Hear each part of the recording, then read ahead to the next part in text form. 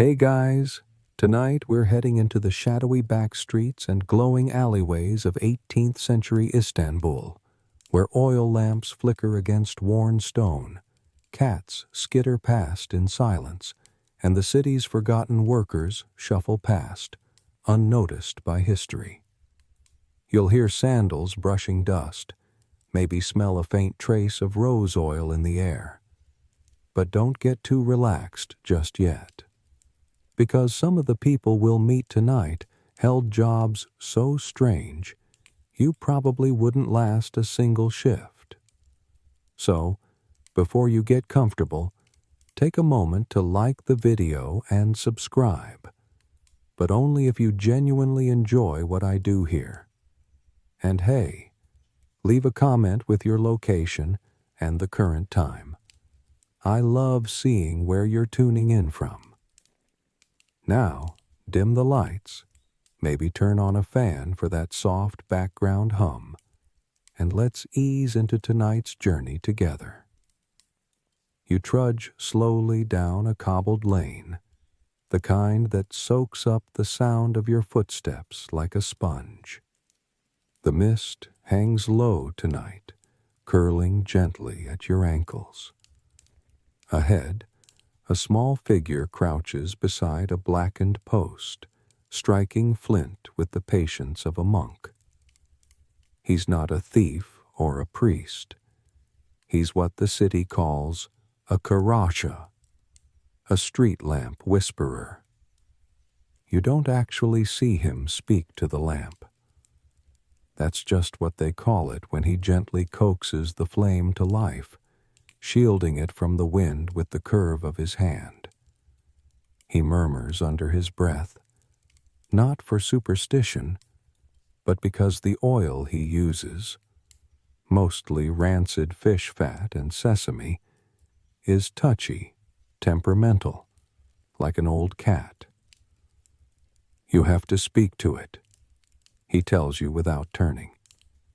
If you shout, it dies.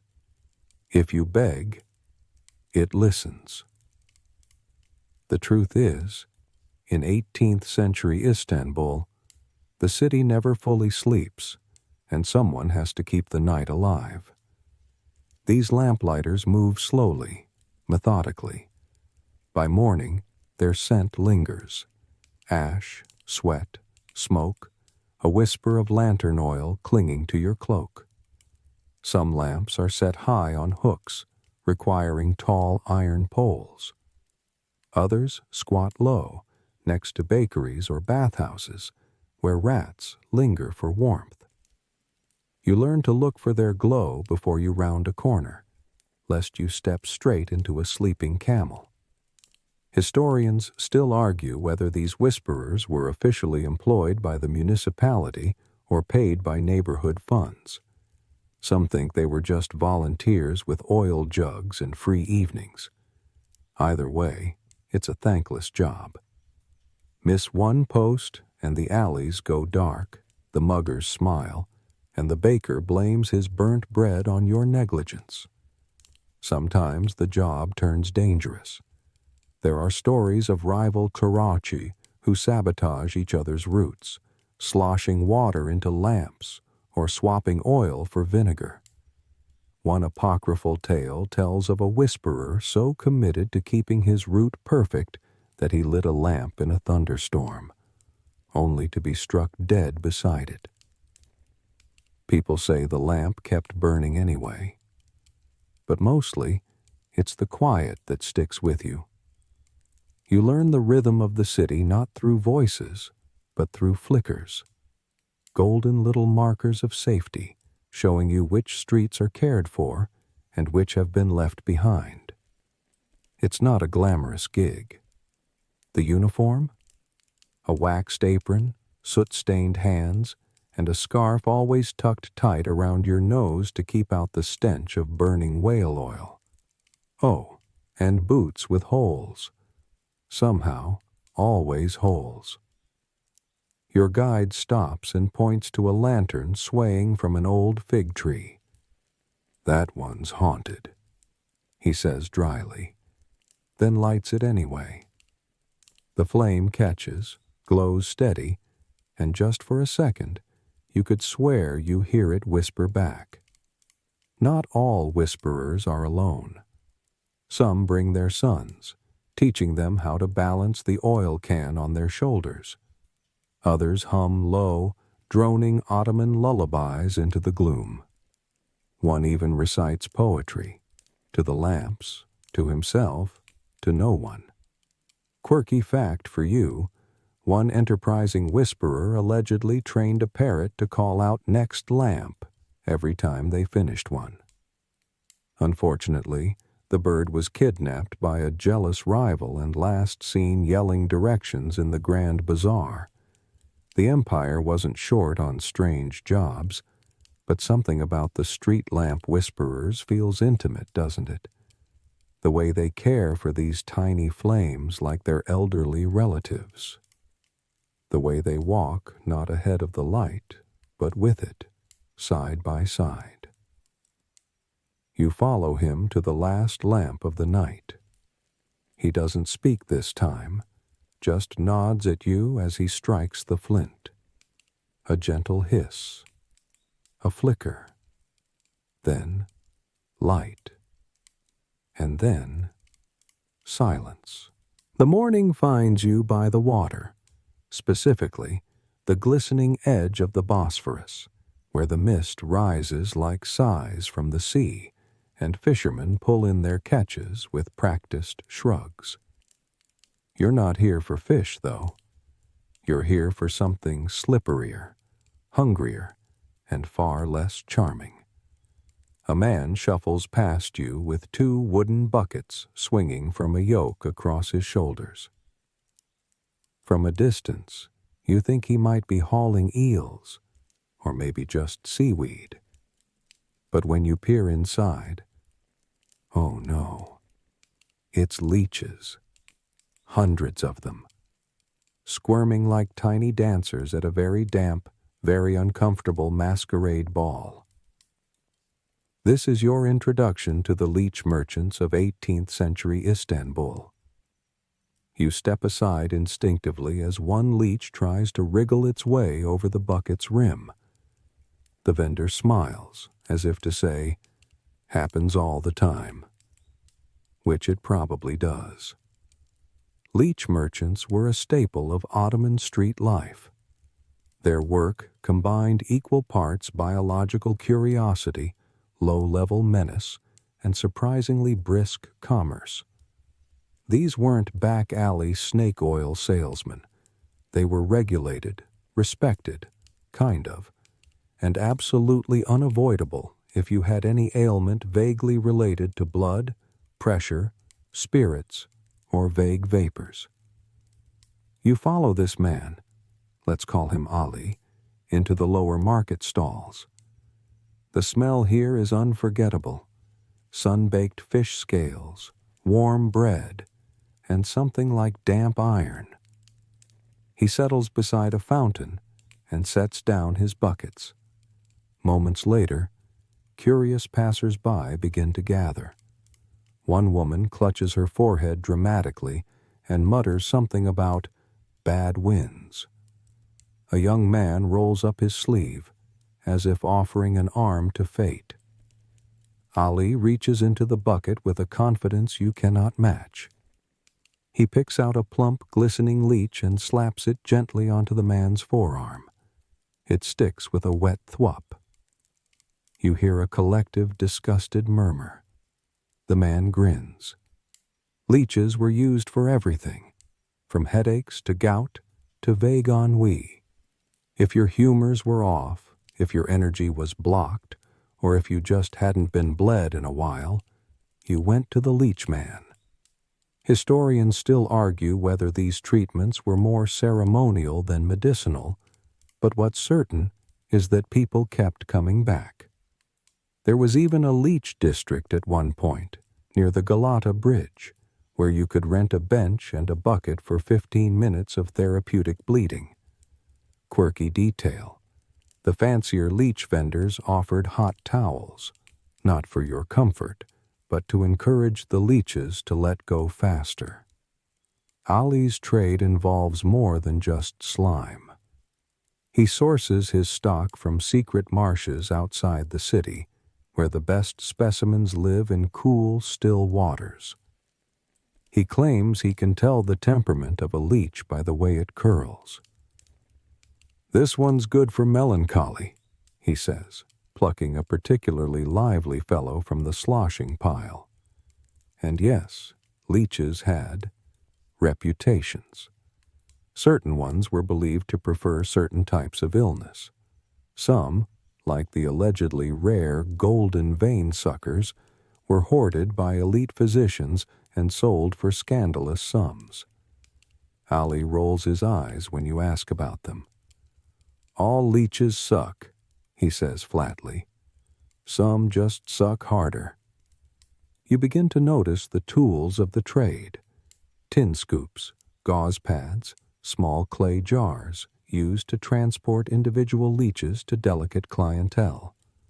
Occasionally, Ali is summoned to a wealthy home, where the patient won't be seen in public, but still needs their dose of squirmy medicine.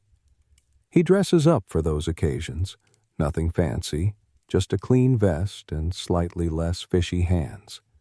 The risk? Oh, plenty. Leeches escape, sometimes in your pockets, sometimes in your shoes. Once, Ali confides, he lost an entire shipment that slipped free during a ferry crossing.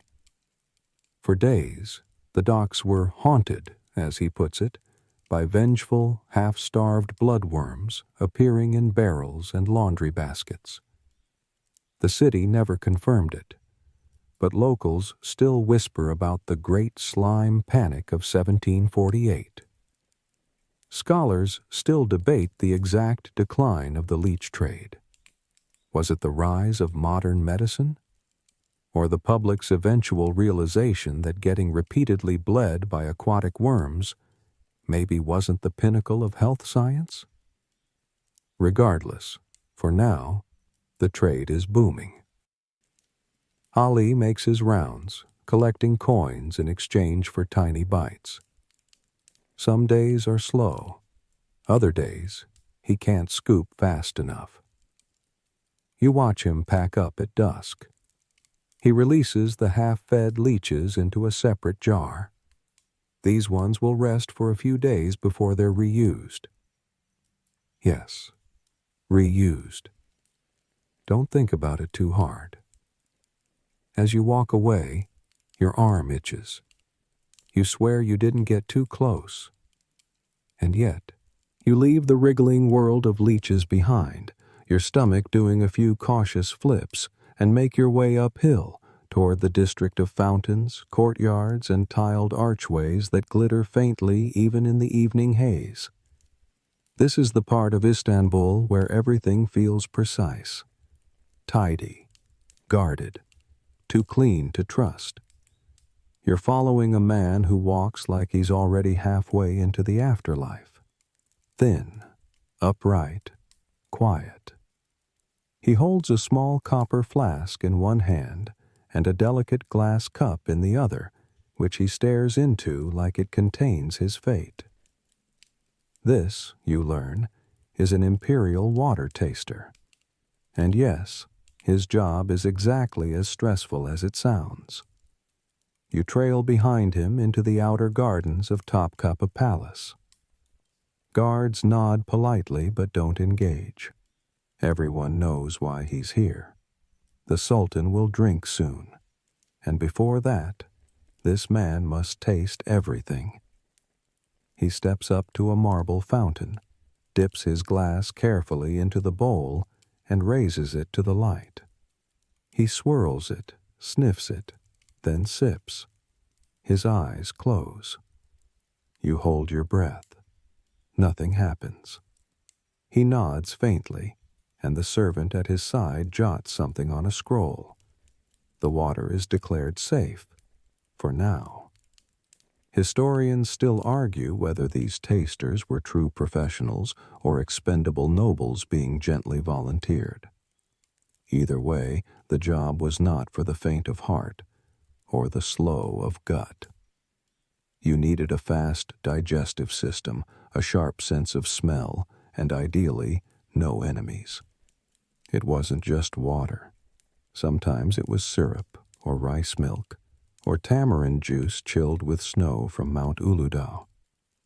One sultan even insisted on tasting the morning dew collected from fig leaves, but only if it came from his favorite fig tree. The water taster obliged, with tweezers. You walk silently behind him into the palace kitchens, vast, humming, with copper pots large enough to swim in. Another servant hands him a crystal goblet filled with something pale and viscous. Rose sherbet, a favorite. He sips, waits, still alive. The weirdest part? He can't eat anything else. To avoid confusion or contamination, he fasts most of the day. He sleeps near the kitchens, in a small room where the walls are lined with scrolls listing past tastings.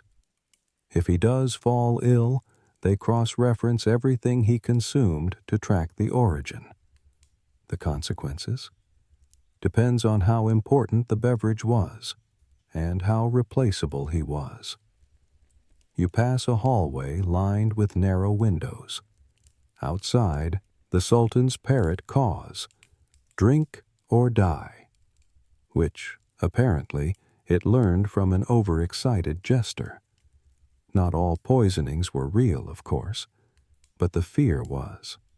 After all, assassins were creative. There's a whispered tale of a rival prince who tried to smuggle powdered opium into the sherbet ice.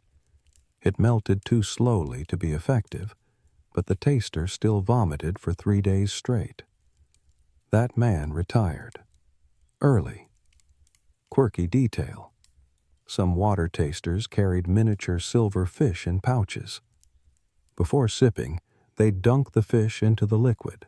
If it twitched violently or died, the water was declared unfit. This practice was not officially sanctioned, but quite popular. Some tasters even named their fish. This one's Mimar. He hates cinnamon. You ask your guide gently if he's ever tasted something truly awful. He smiles, just barely. "Once," he says, "during Ramadan. A new servant mixed pickled garlic into the lemon water. Accident, they said." He doesn't elaborate, but his left eye twitches slightly. The palace trusts him, mostly. But once a month, he is also tasted. Another taster, usually from another region, is brought in to test the water after him, just to ensure no tampering. This peer check system is designed for fairness. In practice, it creates a tense circle of men sipping nervously, waiting to drop. He shows you his tools before retiring for the night. A tiny silver sieve, a sliver of beeswax for tasting impurities, a vial of neutral oil to rinse his palate. Everything fits into a pouch no larger than your hand. "The Sultan doesn't care how," he says. "Only that I wake up tomorrow." You leave him at the end of a quiet colonnade where he unrolls a thin mat and begins to pray. His lips move, but you can't hear the words. Maybe gratitude. Maybe a plea. Maybe just a request for a beverage that doesn't smell faintly of boiled onions. As you step back into the night air, a breeze stirs the leaves above you.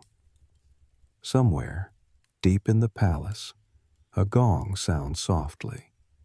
The Sultan is ready for his sherbet, and the taster has already moved on.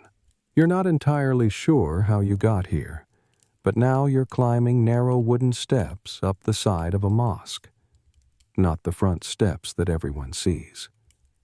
These ones are tucked behind a crumbling wall, where a lazy cat yawns like a gatekeeper. Above you, the domes, the minarets, the sky that always looks just a little more mysterious above Istanbul. And the pigeons. So many pigeons. You've found the pigeon tenders, quiet caretakers of flocks that live high on the roofs of the city's mosques.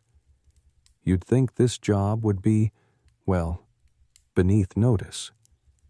But in 18th century Istanbul, these birds weren't just rats with wings.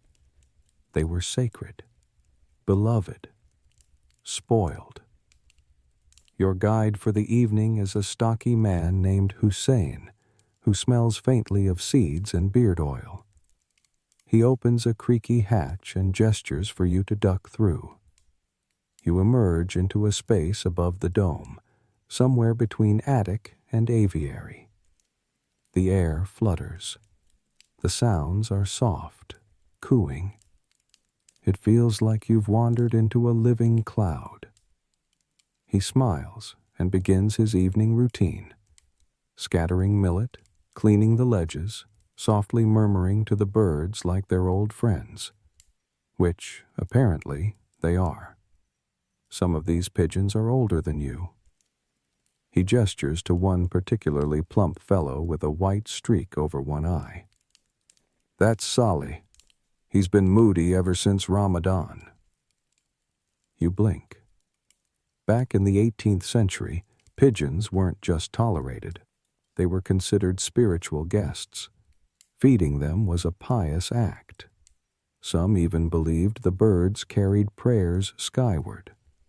Mosque endowments, called vakaf, often included specific budgets just for seed and care. That's right. Religious trusts literally paid people to pamper pigeons. Historians still argue whether these birds had religious symbolism dating back to earlier, pre-Ottoman cultures. Others say the Ottoman love for them was pure pragmatism. They ate pests, spread seeds, and occasionally delivered short notes if they were particularly ambitious. But here on the rooftop, none of that matters. What matters is that Hussein knows each bird by sight. He watches their moods, notices who's molting and who's flirting. Some pigeons pair off, cooing under broken tiles like teenage lovers sneaking kisses at the madrasa. You learn that the job is not as peaceful as it sounds. Foxes climb walls, hawks swoop. One time, a goat got onto the roof. Don't ask.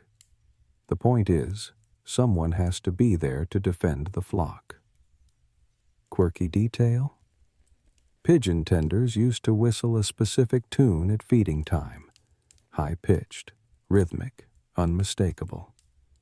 You still hear old men whistling that same tune at sunset in some corners of the city. No birds come anymore. But the song lingers. Hussein shows you a small cabinet tucked into the wall. Inside, cotton for nesting, broken eggshells, and, bizarrely, a set of carved wooden leg rings. For races, he explains. Back in the day, we had competitions. Speed, flight patterns, elegance. The judges were stricter than your grandmother. You watch as he coaxes a pigeon down from a rafter. It's missing a few tail feathers, which he gently replaces with dyed ones, like extensions for birds.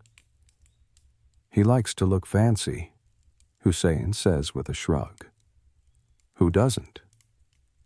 You wonder how someone gets this job. Turns out, it's usually inherited.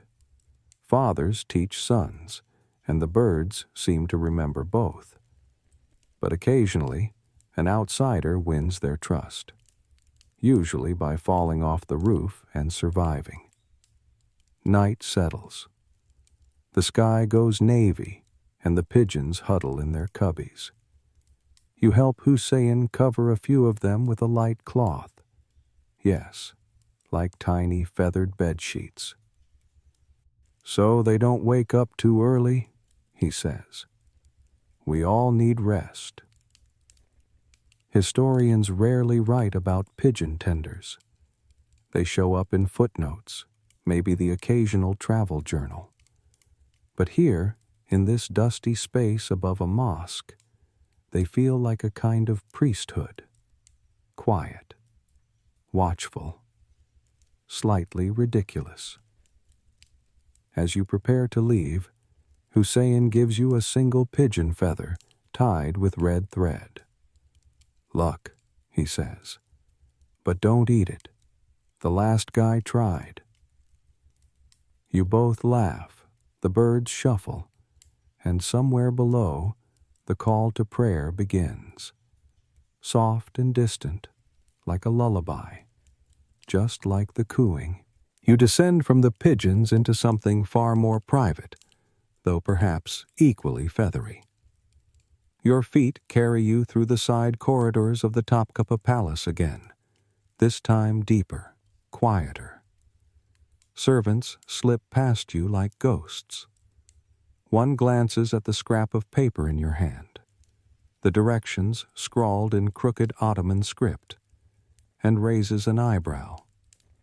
"Ah," he mutters, "that room." You're led through a narrow doorway and into a space filled with fabric. So much fabric.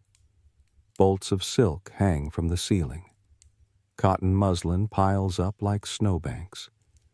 And at the center of it all is a table. And on that table sits something you weren't emotionally prepared for. Toilet paper. 18th century Ottoman toilet paper. Sort of. This is the workplace of the royal court toilet paper makers, though officially they're listed under a far more elegant title. Hassas Temizlik Bezkisi, the delicate cloth purveyor. You clear your throat. So, what exactly do you make? A short woman with wiry eyebrows looks up from her weaving frame. "Comfort," she says flatly. "We make comfort for the parts that matter most." They don't use paper, obviously. That's a European indulgence. And besides, paper is for books. Here, toilet hygiene is a finely tuned operation involving soft linen squares, soaked and perfumed, and sometimes even embroidered. Yes, embroidered. For the palace, no detail is too small for luxury, even the things no one ever sees. You gingerly lift one of the cloths. It smells faintly of rose water and sandalwood. It's the size of a folded napkin.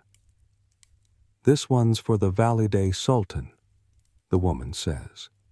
"She prefers jasmine. Her son prefers mint." You blink. Each royal family member has their own preference, their own texture, scent, even fold style. Some want a thick, double-layered weave. Others insist on single-thread gauze. "More spiritual," one prince reportedly said, whatever that means. The cloths are never reused. After use, they are collected by another team of servants, an entire mini-guild, really, who wash, burn, or bury them depending on their material and the person who used them. You hear whispers of a ceremonial furnace for disposal. Because, of course, there's a ceremonial furnace.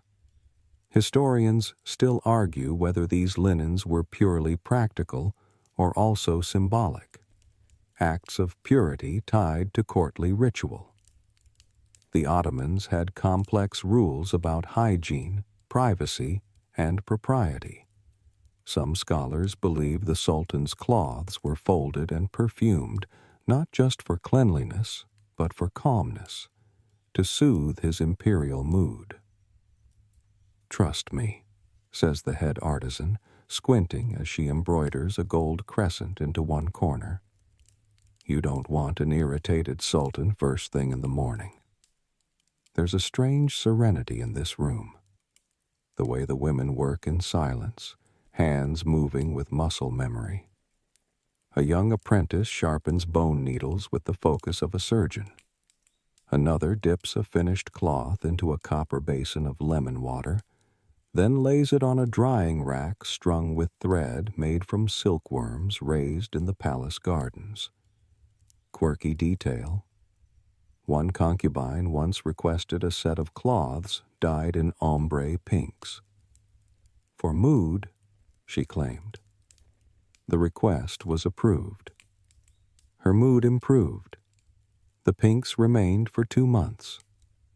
You ask if anyone ever tests the softness. The lead artisan smirks. Only with peach fuzz. If it snags, it's not ready. The workshop isn't big, but its influence is oddly powerful. Here, where comfort meets protocol, status is measured in thread count.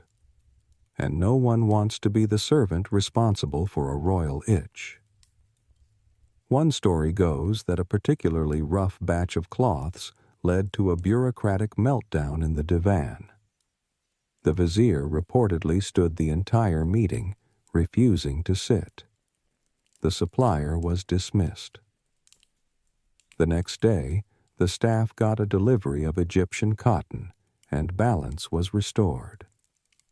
You trace your fingers over a finished cloth, soft as cloud breath, and wonder how something so absurdly delicate can hold so much weight in palace life. The woman looks at you. Would you like one for the road? You shake your head slowly. No offense, but I don't think I'm ready for that kind of luxury. She chuckles. That's what they all say. As you step out into the corridor, a faint breeze follows you, tinged with lavender and lemon. And maybe, just maybe, you walk a little softer than before. The palace fades behind you as you drift into another kind of steam-filled sanctuary, the public hammam, Istanbul's beloved communal bathhouse. The air here is thick with humidity and the ghost of eucalyptus. Towels flap lazily on the walls, and sandals clatter faintly on marble. But tonight, you're not here to bathe. You're here to listen. In the corner, a figure sits cross-legged on a low wooden bench, humming gently. His eyes are half closed. He is one of Istanbul's lesser-known comfort workers, a hammam singer. His job? To hum, to soothe, to echo slightly in the stone chambers just loud enough to comfort bathers, but not so loud as to interrupt their quiet thoughts, or whatever mildly embarrassing noises people make in steam rooms. You settle beside him as he lets out a rich, low tone. It bounces off the wet walls like velvet. A nearby bather lets out an audible sigh. Perfect note, she mumbles. The singer's repertoire includes lullabies, devotional fragments, and ancient folk melodies about birds and longing and soup. He rarely uses words. Too distracting. Instead, he modulates with the space, his voice curling into the corners of the chamber like incense. It's not performance, it's presence. Most people don't even notice I'm here, he whispers, which feels ironic, since you're currently transfixed by every breath he takes. Historically, hammam singers were a mix of musicians, mood setters, and mild philosophers. They were sometimes hired by the bathhouse itself, sometimes by wealthy patrons who preferred to hear melodies while soaking. Think of it like live spa music, but deeply human, and occasionally off-key if someone splashes cold water at the wrong moment. Historians still argue whether this practice began in the Ottoman courts or was inherited from Roman traditions of bathhouse minstrels. Either way, it survived for centuries in Istanbul, passed from singer to singer like a carefully folded towel. The current singer, his name is Halim, leans his head back and sings a single wordless note that lingers so long you forget to breathe. Then he breaks the silence with a dry cough. "Steam's getting into my throat today," he says. But the echo still behaves. He gestures to a little notebook beside him. It's full of sketches, song shapes, weird diagrams of how sound hits wet marble, and something that looks suspiciously like a doodle of a cat in a towel. "Inspiration," he shrugs. "Quirky detail." Hammam singers often wore nothing but a towel and an embroidered sash. No instruments, no jewelry, no shoes. Once, a famous singer was mistaken for a bather and doused with a bucket of cold water mid-song. He hit the high note anyway and was offered a permanent contract. There's a strange intimacy to the hammam. Steam obscures faces, muffles names. Everyone's a blur of towel and heat. The singer becomes a thread that stitches the experience together. He knows when to rise, when to fall silent, when to hum so softly you think it's your own memory making music. You lie back on the warm marble slab and close your eyes. Halim switches to a lullaby about a boat lost in the Aegean. The rhythm matches the slow drip of water onto stone. Somewhere nearby, an older man sighs and mutters, "I used to know that tune." Another voice replies, "You still do. You just forgot how to sing it." The bathhouse fades around you, not literally, but emotionally. Everything becomes water and warmth and melody. And then, a splash. A child laughs. Halim chuckles and breaks into a silly song about a duck who can't swim. Everyone listens. Everyone laughs. The bathhouse isn't just a place to cleanse the body. It's where Istanbul scrubs the stress off its soul. As the night winds down, Halim finishes with a long, slow drone, part lullaby, part prayer. He bows his head, wraps his towel tighter, and stands. You follow him outside into the cool night air. His voice no longer echoes but still carries. He sings one last note into the sky. "Just in case the moon needs a lullaby," he says. And somehow, that makes perfect sense. After the warmth of the hammam, the cool breeze of evening hits you like a blessing. You follow a winding path lined with ancient cypress trees, their silhouettes tall and still against the moonlight. There's something different about the air here, drier, quieter, and slightly scented with tea and old soil. You're entering a graveyard, but not just to mourn. You're here for one of the strangest, most peaceful jobs in 18th century Istanbul, the cemetery tea brewers. Yes, that's a real job. As you walk between the leaning headstones, you spot him. A thin, elderly man hunched over a copper kettle balanced on a tripod above a tiny coal fire.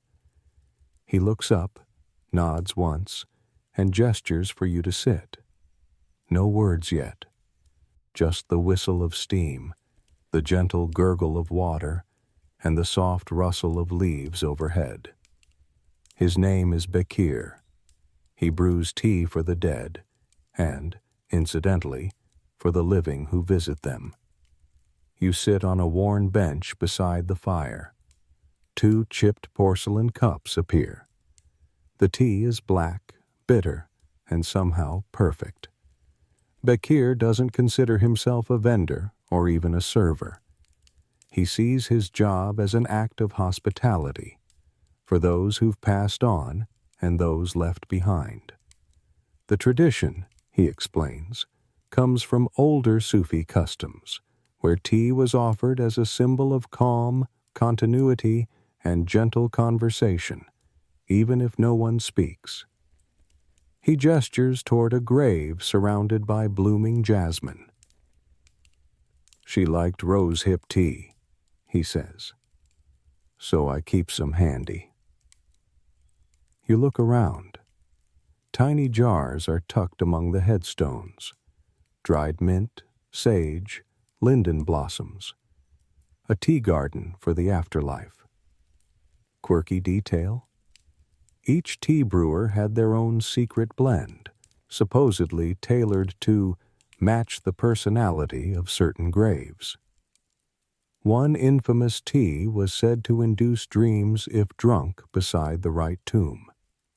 That tomb is here somewhere. Bekir won't tell you which.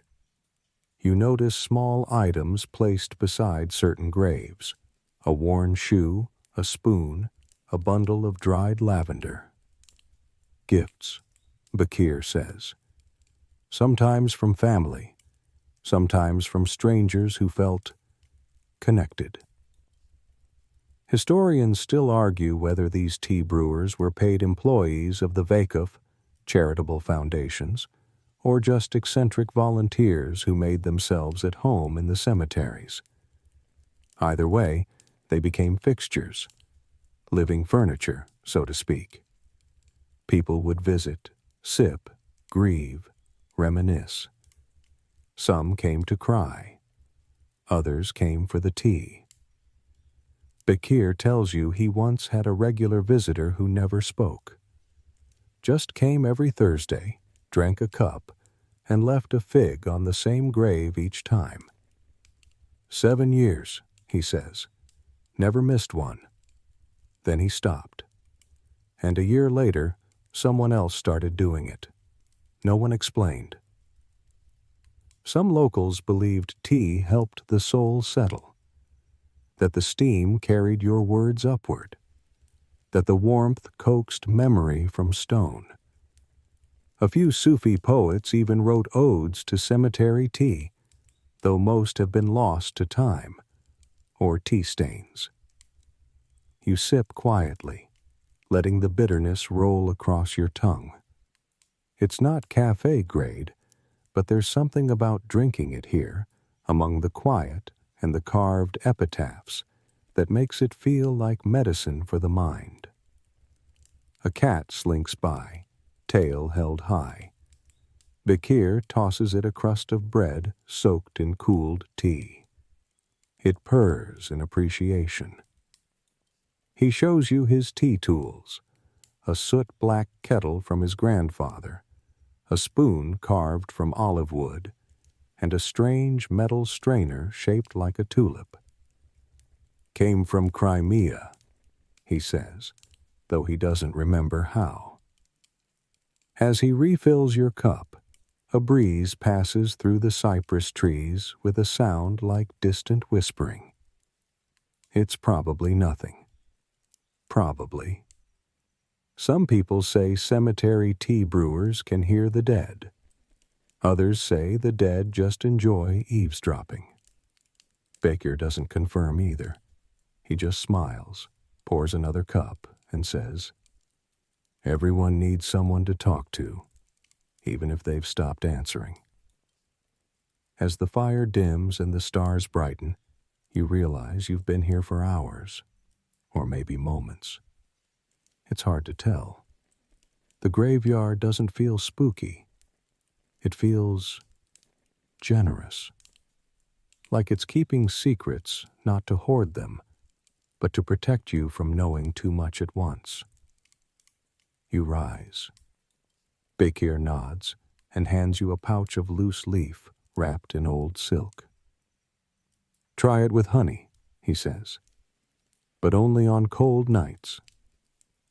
You walk away slowly, leaving the quiet man with his fire and his ghosts. Behind you, the steam curls into the dark, just like breath. You leave the cemetery tea behind, and for a while you wander, through twisting alleyways, past shuttered spice stalls, under balconies where laundry sways like sleepy flags.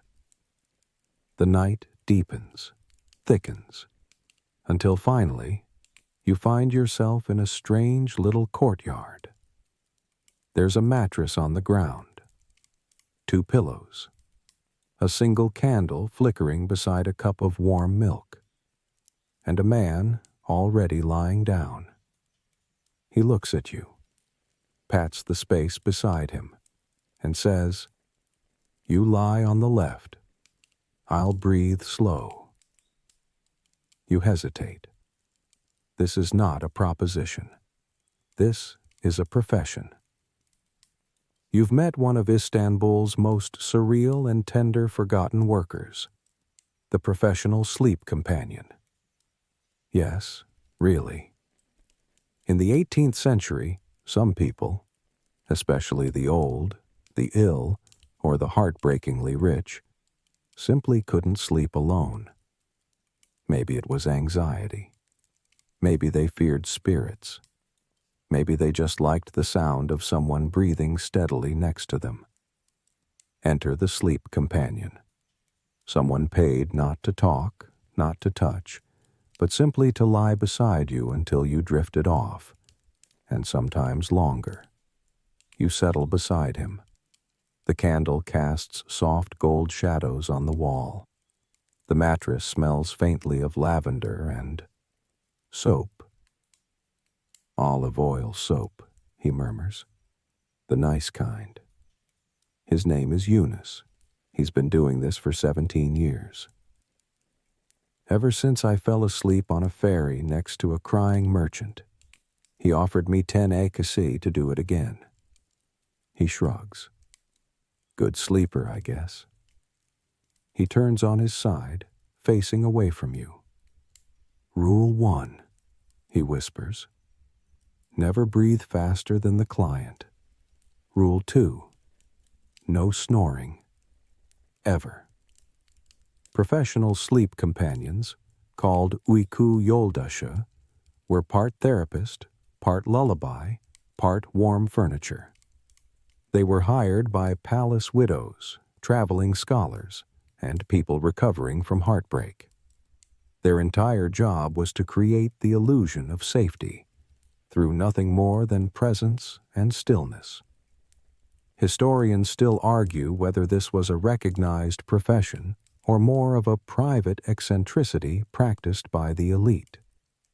Some think it was tied to older traditions of communal sleeping. Others say it emerged as a kind of emotional luxury, the silent intimacy of being watched over without being watched. Eunice shares a few stories in a whisper. Once, he was hired by a sultan's cousin who insisted on a specific bedtime story, but told backward. Another client wouldn't sleep unless Eunice held a pebble in one hand and jingled it softly every 8 minutes. "Very precise sleeper," he says. Quirky detail. Sleep companions often carried little bundles of scented cloth to match their clients' preferred bedtime smell. Rose, musk, fig leaf, even old book pages soaked in warm milk. One client, apparently, requested fresh rain on dusty stone. Eunice had to get creative with a watering can and some roof tiles. The pay varied wildly. Some companions were tipped in gold coins, others in cheese. Once, Eunice was given a parrot who refused to say anything but "not yet" whenever anyone tried to fall asleep. He eventually traded it for a carpet. You lie still. The candle flickers. Eunice breathes, slow and steady. Not quite a snore, not quite a sigh. Just enough to trick your nervous system into thinking you're safe. "I used to hum," he says suddenly, "but people found it distracting. So now I just exist." The job isn't always easy. Once, a noblewoman woke up and accused him of stealing her dreams. He was let go on the spot. Another client sleep-talked so aggressively that Eunice once found himself rolled out of bed by a phantom debate about carrots. He's not married. Hard to date when your schedule's full of bedtime appointments, he says. Plus, imagine explaining this on a first date. And yet, you sense he's proud. There's a grace to his work, absurd as it may seem. He helps people let go, helps them trust silence again, helps them remember how to drift. You glance at the candle. It's lower now. His breathing slows. You want to ask one last thing. What happens if he falls asleep first? But then you realize that's probably the goal. You roll to your side, close your eyes, and listen to the soft rhythm beside you. Just a human metronome.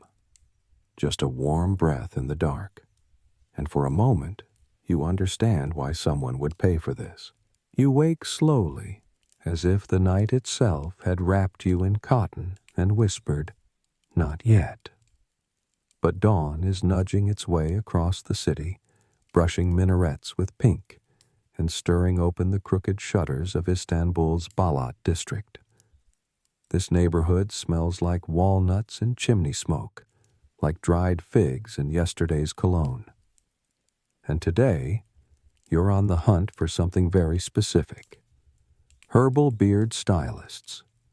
You round a corner, and there they are, lined up beneath a striped awning like a barber shop made entirely of potted plants.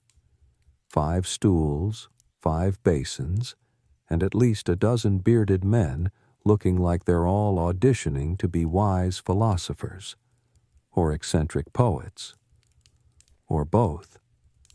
At the center of the commotion is a man with apricot-colored robes, a pair of scissors that look older than most buildings, and a mortar and pestle he uses like a percussion instrument. Meet Simal, beard stylist to the moderately powerful and marginally poetic. He greets you with a nod. "Tea first," he says, pointing you toward a tiny clay cup. It tastes of cinnamon and daring. Then he turns you around, places a towel on your shoulders, and runs his fingers through your face like a palm reader. He mutters. Bit of melancholy near the chin. Some optimism in the mustache. A little confusion near the neckline. Beard styling, it turns out, is not just cosmetic, it's spiritual. Simal doesn't just trim, he reads. He listens. He adjusts your entire aura using nothing more than dried herbs, warm oils, and pointed sarcasm. "Lavender for clarity," he says, mashing petals into a salve. "Rosemary for ambition. Fig pulp if you've been ghosted lately." Historians still argue whether these stylists were part of the larger Ottoman grooming guilds or rogue herbalists who decided beards were their canvas. Some scholars trace the tradition back to ancient Persian beard rituals. Others think it was just a clever way to sell more mint. Simal applies a warm compress to your cheeks, then rubs in something that smells like time and regret. "Too much time thinking," he scolds gently. "Not enough singing." You try to reply, but your face is now wrapped like a stuffed grape leaf. That's part of the process. Quirky detail? These beard stylists often worked in the mornings, believing the facial hair was more cooperative before noon. Some claimed beards listened better if you played the oud softly during the trim. One stylist even composed beard-specific lullabies. Yes, literal songs to calm your facial hair. In the stall next to you, a man is getting his beard dyed with crushed walnut shells. For gravitas, Cemal says. Another client receives a gentle tug-and-twist beard massage designed to release hidden confidence. He leaves walking taller, if not wiser. Cemal leans in and whispers, "Once had a client ask for a beard that could impress a librarian and frighten a debt collector. We settled on a sharp side part and a little clove oil." The tools of the trade are a blend of the sacred and the absurd. Bone combs, silk threads for wrapping, small spoons for precise herb application, and a tiny mirror that has allegedly reflected 3 different sultans' beards.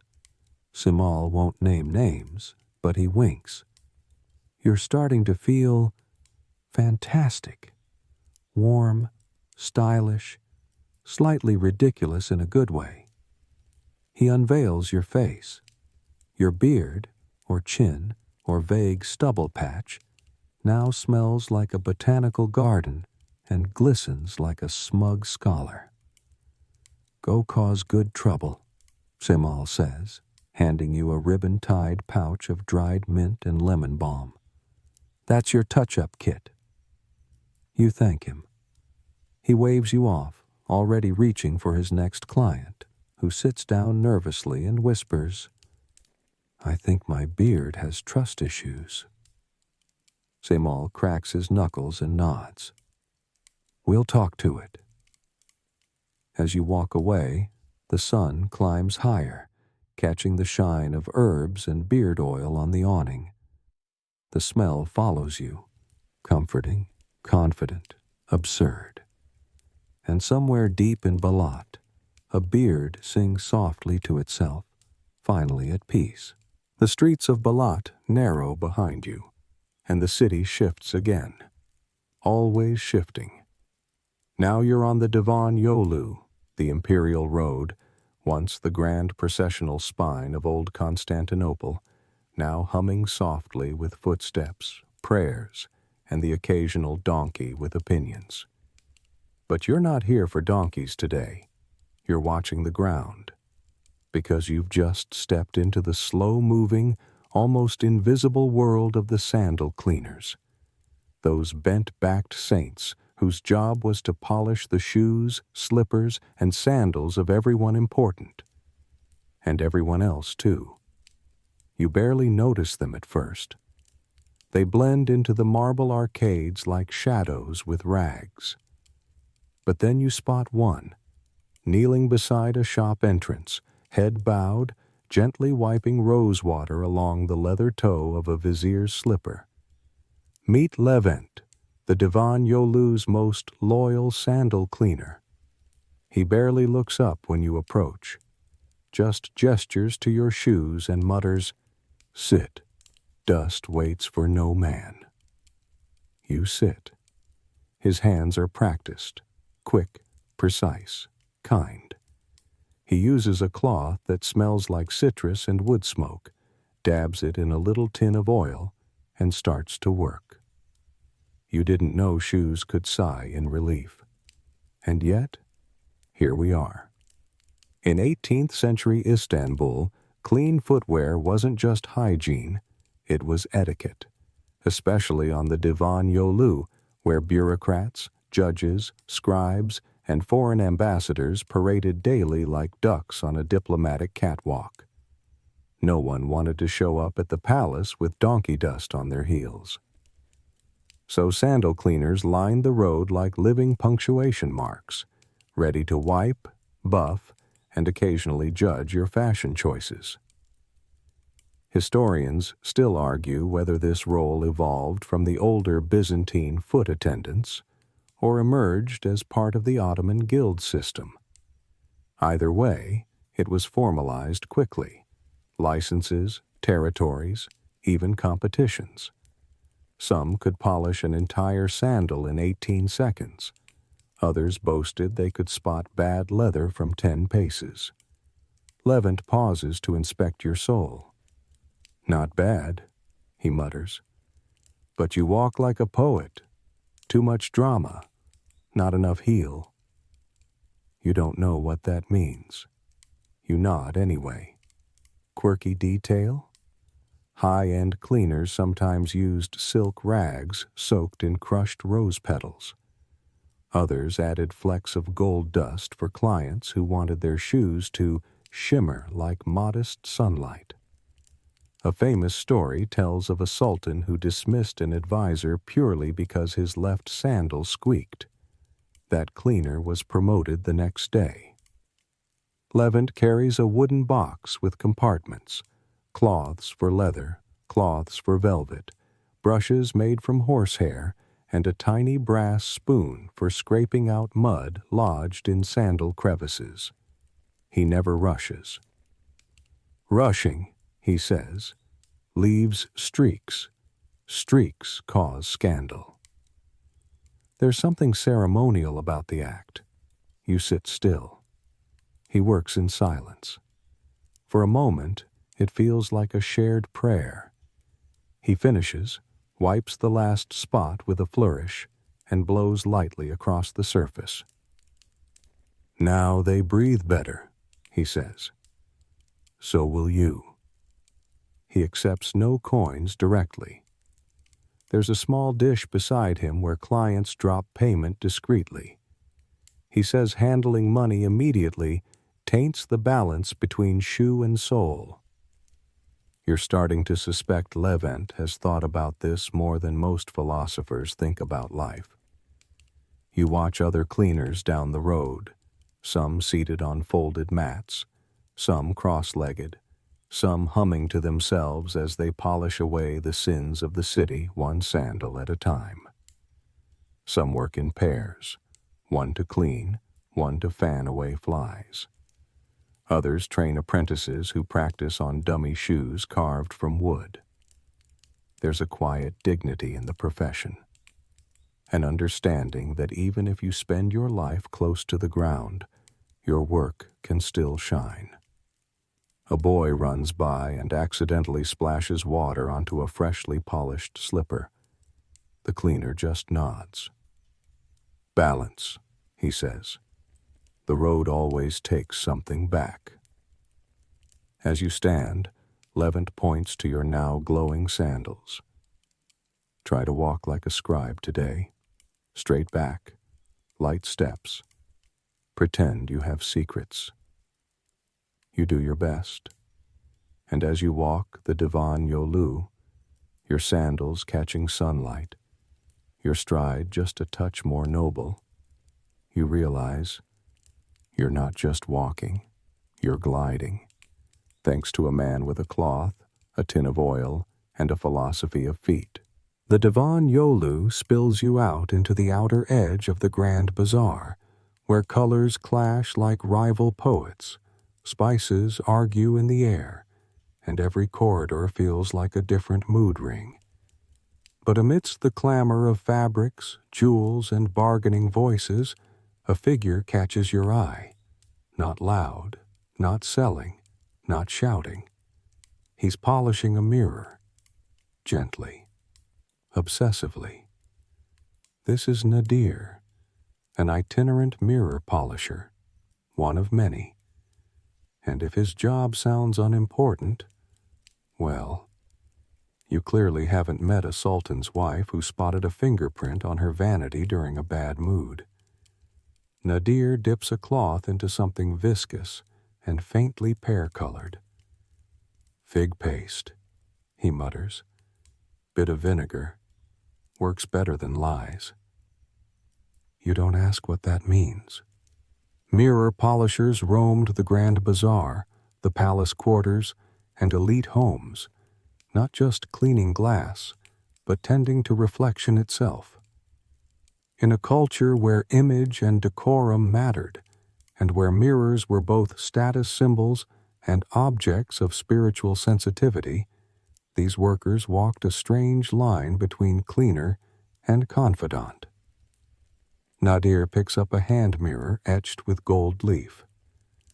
Client says this one sees things it shouldn't. He shrugs.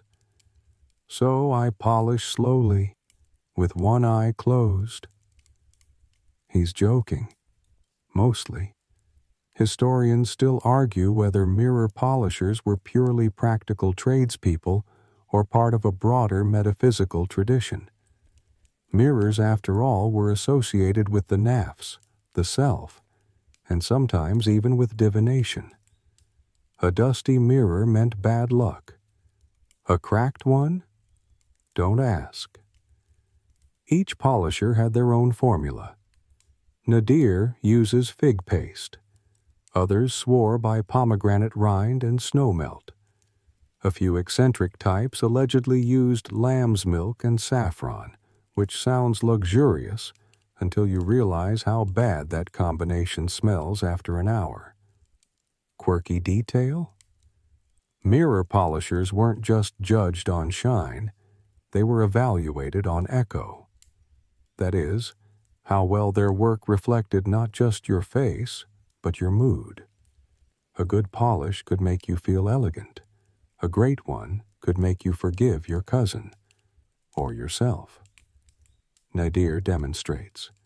He tilts a newly shined mirror toward you. Your face is crisp, yes, but there's something else. You look calmer, like someone who slept well. You didn't. He just knows how to angle things. He polishes with soft, circular motions, never letting his fingers touch the glass. Fingerprints are memory stains, he explains. You leave too many behind, and eventually you forget what you really look like. You wonder aloud if that's poetry or procedure. He just smiles. Depends on the day. His toolkit is worn leather, small brushes, stitched cloths, bottles of mysterious oils labeled only with initials. One compartment contains nothing but broken shards. You raise an eyebrow. Mirrors that couldn't be saved, he says simply. Some clients request them back. Others don't want to see themselves in pieces. You follow him to a nearby shop where he's been summoned to tend to a full-length mirror rumored to distort waistlines. The merchant swears it's cursed. Nadir places one hand on the glass, listens, yes, listens, and says, "It's not cursed. It's just dusty with low self-esteem." And he begins to polish. He whispers as he works. A prayer? A recipe? A reminder? You can't tell. The mirror clears, slowly, like fog lifting off the sea. Another story. Once, a mirror polisher was caught eavesdropping on a palace concubine's conversation. He claimed he was only listening to the mirror. The case was dismissed. The concubine tipped him double. Not all mirrors are kind. Nadir has a list, written in the margins of his notebook, of glass surfaces he refuses to clean. Too much history, he says. Too much looking backward. He finishes with the shop's mirror. The merchant checks his reflection and immediately smiles. "I look honest again," he says. "You were always honest," Nadir replies, "but now your mirror agrees." As you walk away, he offers you a tiny pocket mirror. Its surface is impossibly clear. "Not for looking at yourself," he says, "for seeing how the day reflects you." And just like that, he's gone, slipping into the crowd, already chasing the next blurry truth. The grand bazaar's glitter eventually fades behind you, and soon the city quiets again, not completely, but enough that you notice a new sound. Weeping. Not the raw, private sobs of grief, but the theatrical, carefully controlled crying of someone who knows exactly how much tear volume is expected. Ahead, veiled in black and surrounded by mourners, A woman collapses onto a stone bench with the practiced elegance of someone who's done this before. You've met a professional mourner, or, as they were known in Ottoman Istanbul, all-ageler. She's paid to cry, and she's excellent at her job. You take a respectful step closer, and she glances up between sobs, just enough to check who's watching. Her tear-streaked face carries just the right blend of anguish and dignity. Then, in a sudden motion, she pulls a handkerchief from her sleeve and wails again, head thrown back like an opera star with a broken heart. It's kind of beautiful. Professional mourners were common throughout the Ottoman world, hired by families, especially wealthy or ambitious ones, to make sure their funerals didn't go unnoticed. A quiet funeral, after all, could look like neglect. But a loud one? That showed love, respect, proper social standing, and enough disposable income to outsource grief. You sit on a bench under a fig tree, listening. Her cries rise and fall like tide water. There's rhythm, drama, a practiced pace. Another mourner joins her. 2 women now, in matching veils.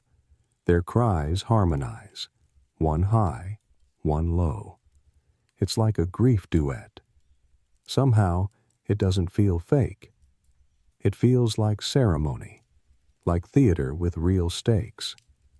Historians still argue whether these mourners originated from older Middle Eastern traditions or if their popularity surged during the rise of Ottoman urban life, when public display became a performance of both piety and power. The lead mourner, her name is Gulbahar, takes a short break between sobs to sip lemon water from a small brass flask. "You can't cry on a dry throat," she tells you. "Trust me, I've tried." She's been mourning professionally for nearly 2 decades. Funerals, memorials, even the occasional staged crying at weddings, for symbolism, of course. Everyone still wants to look like they're sacrificing something. Quirky detail? The truly elite mourners developed signature sounds. Gulbahar is known for her triple sigh technique, a whimper, then a gasp, then a whisper of the deceased's name. "It gives people chills," she says proudly. "Sometimes even me." There's a code of conduct, too. No smiling, obviously. No gossip during breaks. No showing up with runny mascara. "We're not amateurs," Gulbahar mutters. She carries a small pouch with essentials. Rose water to dab under the eyes for that freshly wept glow, a vial of onion oil, only in emergencies, and tiny clove lozenges to keep the voice from cracking too soon. You ask if she ever knew the deceased. She raises an eyebrow. "Knowing them ruins the rhythm. You get real grief in there. It messes everything up. We're here to hold space, not fall into it." She nods toward the family nearby, noble-looking, silent. They haven't cried once. Too dignified, too restrained. That's where Gulbahar comes in. She weeps so they don't have to. It's strangely moving. She tells you about her busiest season, an especially bad winter with 5 prominent deaths in the same month. "I had to bring in backup sobbers," she laughs.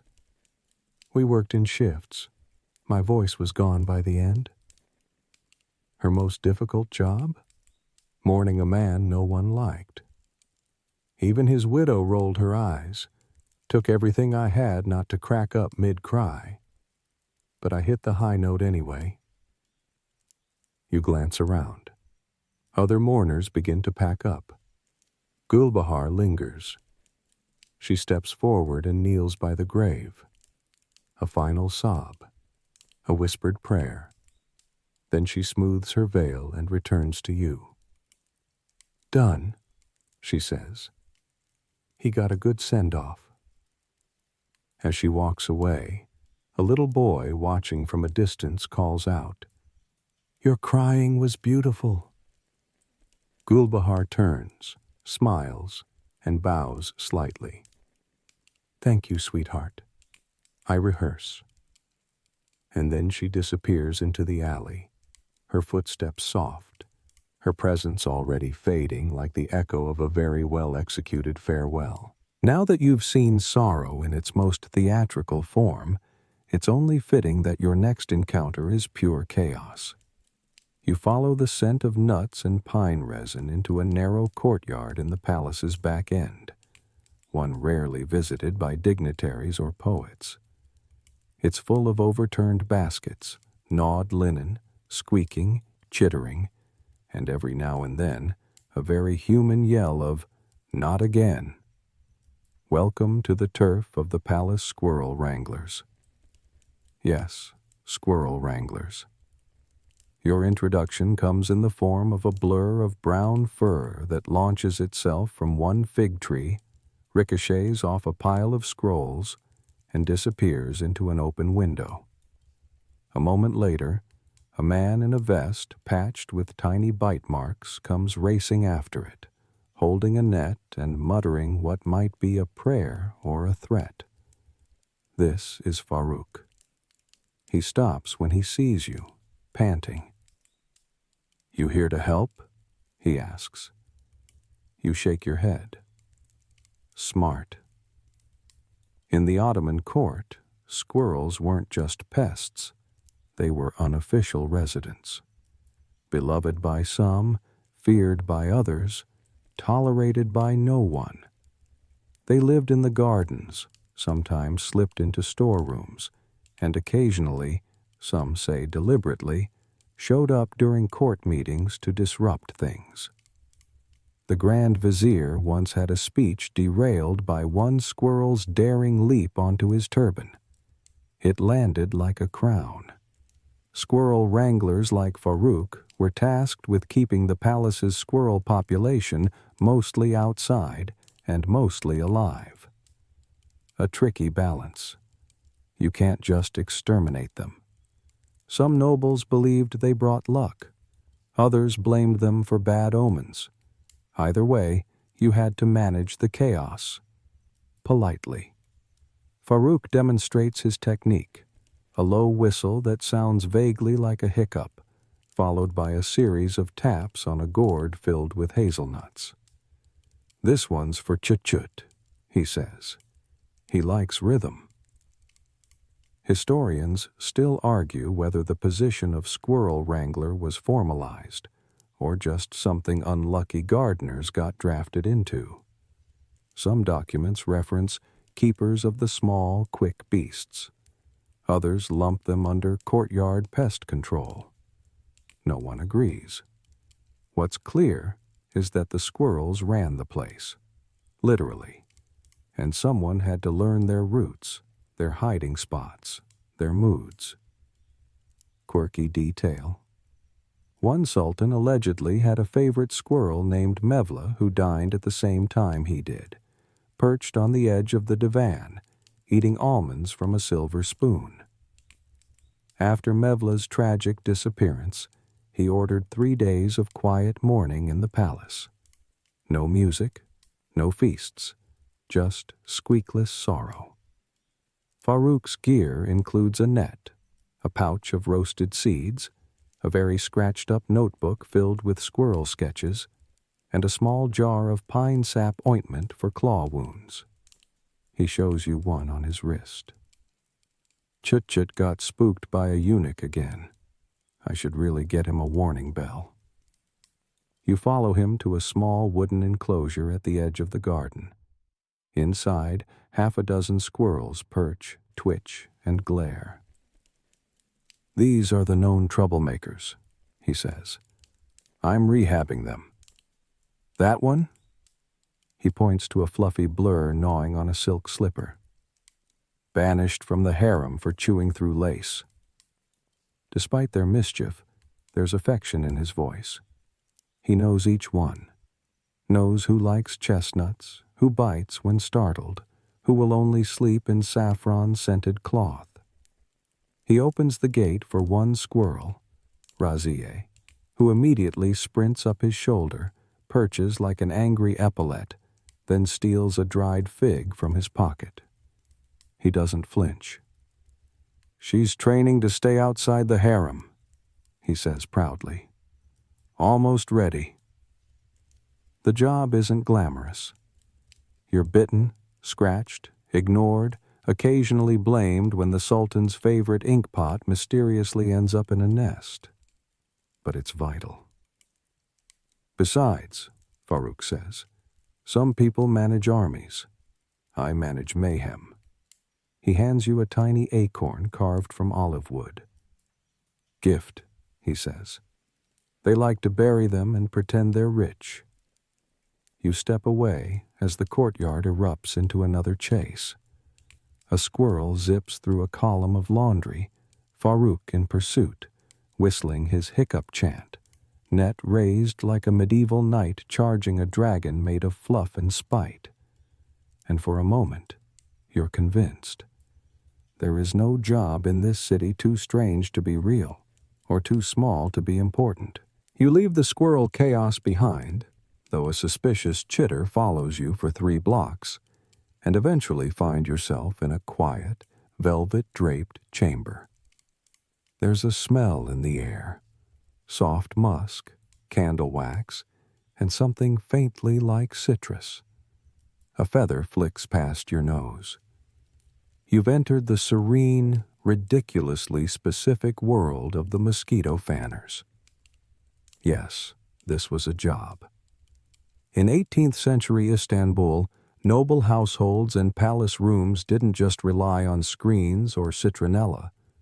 No, they had people, real, living humans, whose job was to gently fan the air and ensure no mosquito dared approach a royal ankle. You meet one now, a man named Sami, tall and delicate-featured, holding a fan made from 3 ostrich feathers and what looks like envy. He stands near a low couch where an elderly vizier naps open-mouthed, unbothered by bugs. Sami fans, steady and slow, with the kind of rhythm that could lull stone to sleep. He glances at you, but doesn't stop. "Inconsistent fanning breaks the dream," he whispers. The fan sways in a graceful arc, 1, 2, 3, and you swear the air shimmers. Mosquito fanners were more than human bug repellent. They were sleep guards, mood managers, and living air conditioners in a city where windows rarely stayed open and nights could turn hot and sticky. They worked in harems, reception halls, sick rooms, anywhere a noble might complain of buzzing. Historians still argue whether this role emerged from Persian court practices or was a purely Ottoman invention. Some suggest it began with concubines fanning one another and evolved into its own profession. Others say it was simply a luxury response to summer madness. Sami shows you his kit, a satchel with lavender sprigs, clove oil, and a small block of camphor he waves periodically for ambiance. His fan is handmade, the handle inlaid with mother of pearl. "It once belonged to a poet," he says, "a very sweaty poet." Quirky detail? Fanners developed signature movements, much like dancers. Some preferred a circular motion to confuse the bugs. Others used figure eights for airflow balance. One famous fanner swore that singing lullabies through pursed lips improved efficiency, though it also annoyed the viziers. You ask if the job is boring. Sami raises an eyebrow. Do you see the room? The hush? The stillness? We make that. We are the silence before the dream. He tells you a story. Once, during a long summer night, a sultan couldn't sleep. The usual fan pattern wasn't working. Sami switched to what he calls the night jasmine sweep, a slow spiral designed to mimic the scent of blooming flowers. The sultan slept. Sami got promoted, and the sweep became legend. Another time, he was blamed for a mosquito bite that turned out to be a pimple. I didn't correct the prince, he says. No one wins an argument with a man scratching his ego.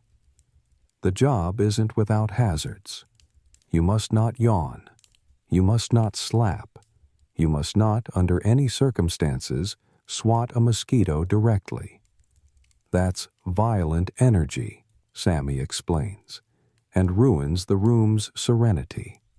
Instead, you lure, you waft, you suggest that the mosquito might find better company elsewhere.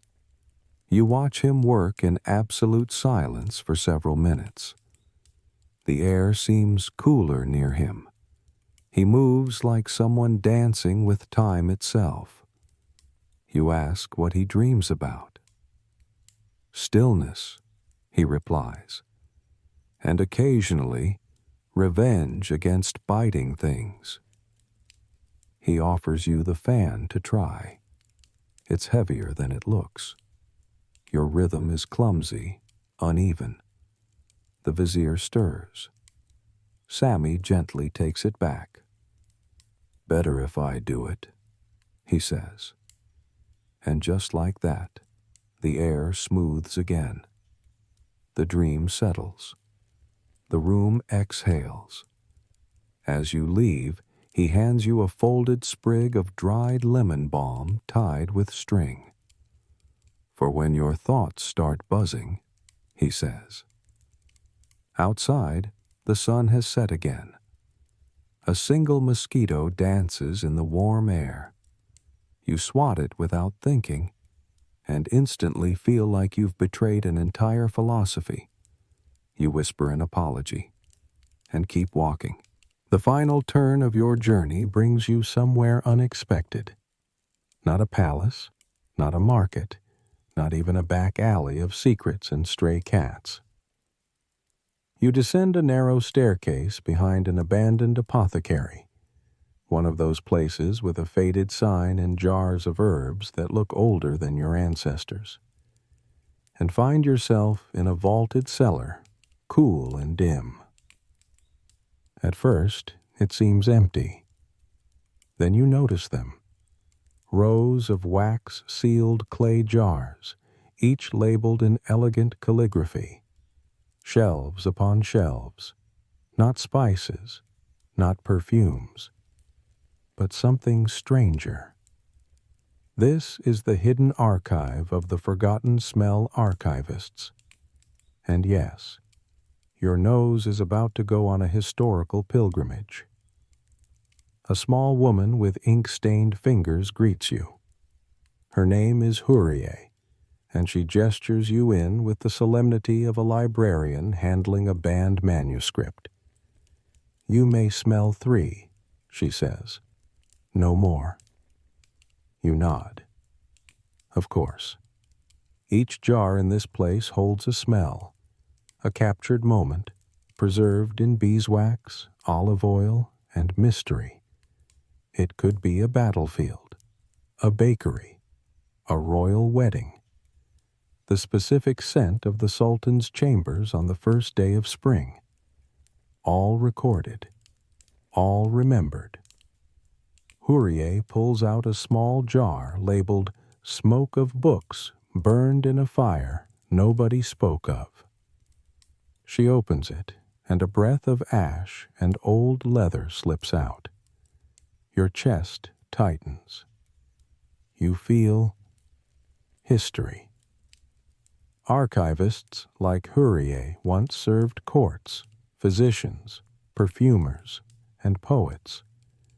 Their task: preserve the past not in writing or painting, but in scent. Because memory, they believed, lived in the nose more than in the mind.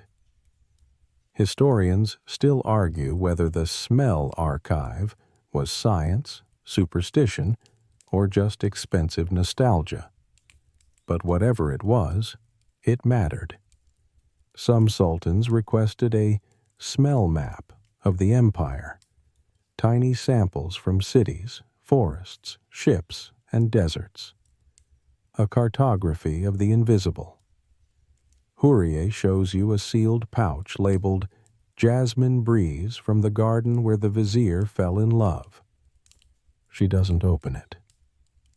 Too dangerous, she says. Too many people fell in love when they shouldn't have. Quirky detail? Some smell archivists composed olfactory symphonies, layered scents designed to evoke an entire scene when opened together. One masterpiece allegedly combined cardamom, wet wool, and salt to recreate a fisherman's wedding during the monsoon. The jar exploded during a summer banquet. One guest wept, another fainted. It was considered a success. You select your three. The first, morning bread from the baker who told stories. It smells like childhood, even if you never had that kind of childhood. The second, ink on the fingers of a scholar who never stopped writing. Sharp, metallic, oddly sweet. The third, a marketplace just before it rains. Dust, spice, thunder that hasn't happened yet. Each one lingers. None of them feel artificial. They don't just mimic, they evoke. You ask Hourier how she makes them. She points to a notebook filled with sketches and something resembling poetry. We trap time in oil, but it must be earned. She shows you her tools: beeswax, rosewater, dried lichen, tiny linen wicks, and, oddly, a silver fork.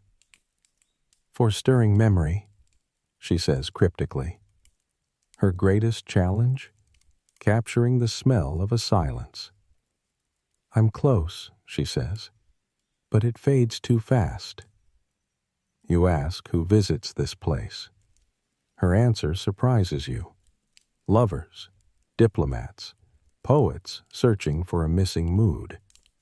One sultan came just to smell his mother's garden again. Another refused to leave after sniffing a jar labeled My Youth Briefly. You wonder if you'll remember this place, or if it'll only come back to you in scent, months from now, in a kitchen or a thunderstorm. Hourier closes the jars carefully. You're full now, she says. Go sleep. She presses a final jar into your palm. No label. Don't open it, she whispers. Not yet, but someday you'll know when. You climb the stairs slowly. The air up top feels different, flat, odorless. But you carry something with you now, something that can't be seen.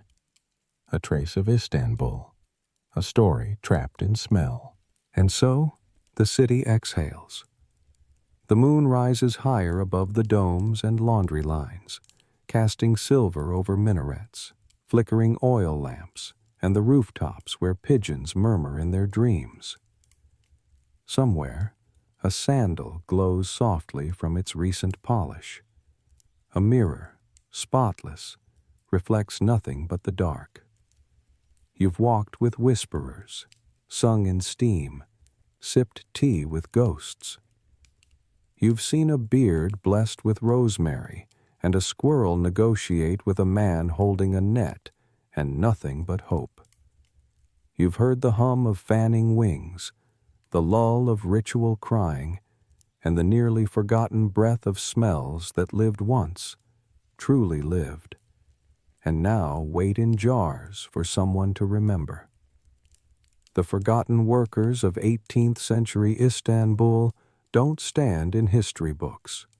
They linger in shadows, in laughter that echoes down old alleyways, in routines that made no sense to anyone but those who performed them, day after day, lovingly, absurdly, perfectly. Now, as you lie in bed, let your body sink into stillness. Breathe slowly. Let the sounds of the city fade into soft hums and distant footsteps. Let your thoughts wander, just gently, to the image of a lamp being lit, a feather swaying, a scent rising from a sealed jar. You are not alone. Not really. Someone, somewhere, once stayed awake just to make sure the lamp stayed lit, just to make sure you could sleep. And now, you can. Good night.